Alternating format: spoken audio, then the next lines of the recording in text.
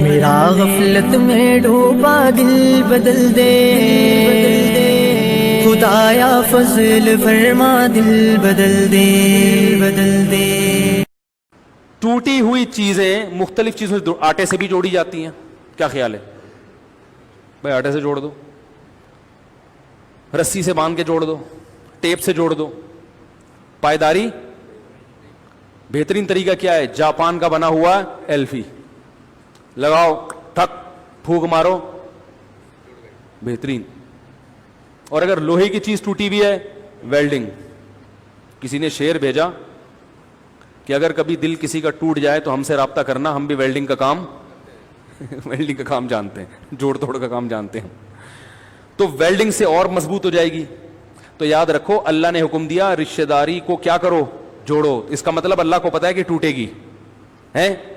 کبھی بیگم سے پٹا ہوگا, کبھی ابا سے ہوگا, کبھی اماں سے ہوگا, کبھی بھائی سے, کبھی بہن سے, کبھی پھپھو ناراض ہیں. یہ سب جب انگریزوں کے یہاں یہ ٹینشن ہی نہیں ہے. انگریزوں کے یہاں یہ ٹینشن ہے وہ ہے ہی نہیں نا. وہ بوائے فرینڈ گرل فرینڈ وہ ٹینشن ہونے نا. لیکن جب آپ مسلمان ہو تو چچا بھی ہوگا, ماموں بھی ہوگا. بھائی انگریزوں میں بھی چچے ہوتے ہیں, اتنے نالائق نہیں ہے کہ مثال دے رہا ہوں میں. تو آپ کے چچا بھی ہوں گے, 10-15 پھپھیاں بھی ہوں گی اور بہت سارے. تو اب ان کو شریعت کیا کہتی ہے؟ کیا کرنا ہے؟ جوڑنا ہے. تو جب یہ ٹوٹیں گی تو جوڑنے کے لیے جو سب سے بہترین ایلفی ہے مارکیٹ میں وہ پیسہ ہے. ہدیہ دو پیسوں کی شکل میں. کوئی 1 سال سے بھائی ناراض ہے نا, آپ ہدیہ دینا شروع کر دو پیسوں کی شکل میں, تو وہ تعلق کیا ہو جائے گا؟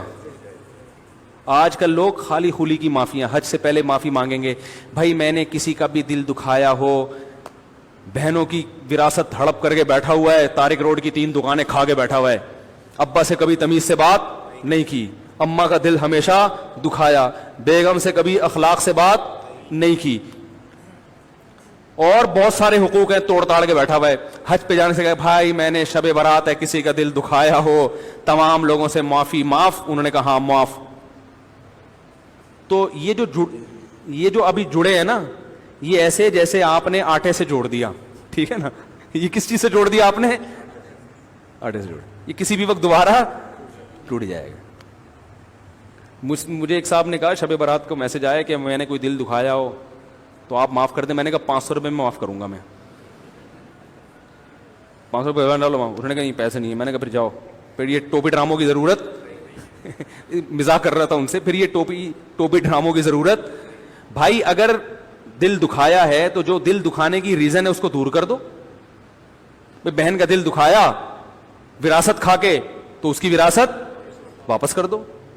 وہ 500 روپے کا بیلنس ڈالنے کے لیے تیار نہیں ہے, 1 کروڑ کی دکان کہاں سے واپس کرے گا؟ تو یہ ٹوپی ڈرامے ٹائپ کی معافیاں ہوتی ہیں, سمجھ رہے ہو.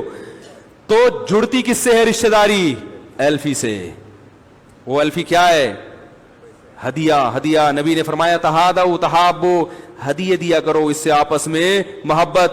تو آپ اس لیے پیسہ کما رہے ہیں کہ یار بہن کو بھی کھلاؤں گا, وہ بھی خوش رہے گی, بیوی پہ بھی خرچ کروں گا.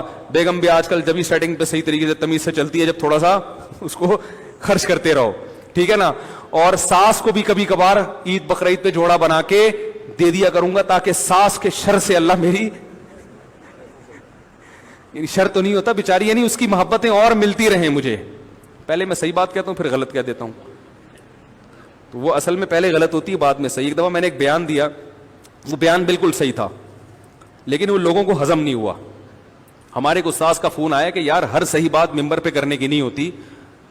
تو میں نے کہا اچھا میں تھوڑا سا اب اس کو تھوڑا سا مینیج کروں گا.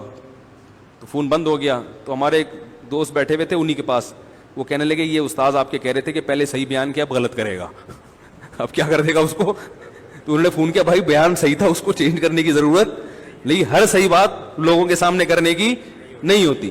جو ایک سمجھا رہے تھے. تو اس نیت سے پیسہ کماؤں گا کہ کیا ہوگا؟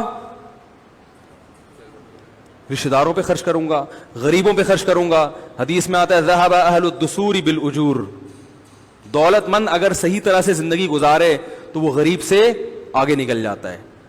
لیکن پھر بھی دولت مند جہنم میں زیادہ جائیں گے, اس لیے کہ کم بخت دولت آنے کے بعد یہ تمیز سے زندگی گزارتے نہیں ہیں. اس لیے غریب لوگ پریشان نہ ہو کہ یار یہ تو ہم سے آگے نکل گئے. آپ شکر کرو اللہ نے غریب بنایا, گناہ کی طاقت ہی نہیں رکھی. آپ کے جیب میں پیسے ہی نہیں ہوتے, گٹکے کھانے کے پیسے نہیں ہوتے, وہ چرس کہاں سے پیے گا جا کے بھائی.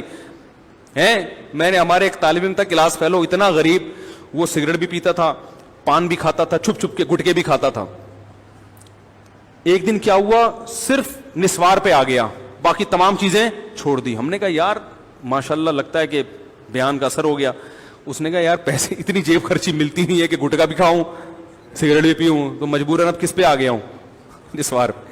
تو ہم نے کہا دیکھو یہ غربت اللہ کی کیا ہے, رحمت ہے کہ اللہ نے آپ سے یہ ساری گندگی چھڑا دی ہے.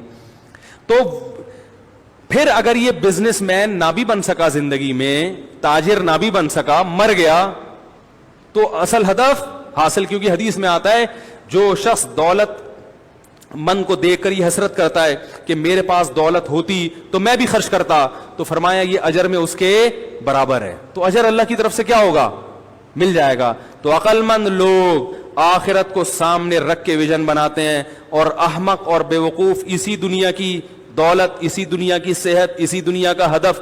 ہم تو بھائی صحت بھی بناتے ہیں تو کس کے لیے, آخرت کے لیے, کہ اللہ کا حکم ہے.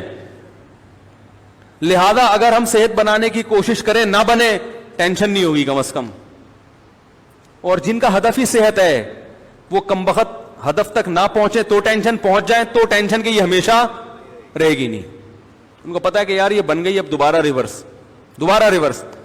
مفتی طارق مسعود صاحب کے بیانات سننے کے لیے youtube.com/مفتی طارق مسعود کو سبسکرائب کریں, اور اگر آپ لائیو ویڈیو کو کبھی بھی مس نہیں کرنا چاہتے ہیں تو سبسکرائب کرنے کے بعد بیل آئیکن پہ کلک کرنا مت بھولیں.